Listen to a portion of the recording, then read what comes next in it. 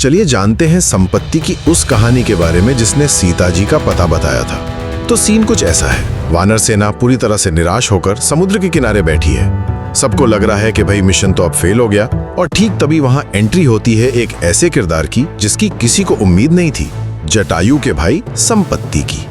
तो यहां से निकलता है हमारा पहला टेक अवे।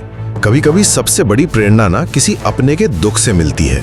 संपत्ति जो अपने पंख खो चुका था, बिल्कुल शक्तिहीन, उसने जब वानरों से अपने भाई जटायु के बलिदान की कहानी सुनी तो बस उसे एक नया मकसद मिल गया। भाई के सम्मान ने उसकी अपनी निराशा को एक फर्ज में बदल दिया। अब सवाल ये था कि एक पंखहीन शक्तिहीन पक्षी आखिर मदद करेगा कैसे? और यहीं आता है हमारा दूसरा टेक अवे। संपत्ति की वो असाधारण दिव्य दृष्टि।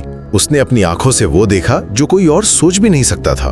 उसने एकदम साफ साफ बताया, सीता लंका में है, अशोक वाटिका के अंदर। राक्षसियों ने घेरा हुआ है पर वो सुरक्षित हैं और राम का नाम जप रही हैं। और आखिर में तीसरा और सबसे जरूरी टेक अवे, सही जानकारी सही वक्त पर किसी भी निराशा को उम्मीद में बदल सकती है ना? संपत्ति के शब्द सिर्फ एक पता नहीं थे, वो एक चिंगारी थे। उसने सिर्फ ये नहीं बताया कि लंका कहाँ है, बल्कि ये भी इशारा किया कि उस समुद्र को पार करने वाला हीरो उन्हीं के बीच मौजूद है। और ये इशारा था हनुमान जी के लिए। बस इन्हीं शब्दों ने उन्हें उनकी भूली हुई शक्तियां याद दिला दी और मिशन फिर से पटरी पर आ गया। तो कुल मिलाकर संपत्ति की नजर ने सिर्फ सीता जी का पता नहीं बताया, बल्कि एक हारी हुई सेना को जीत का भरोसा दिला दिया।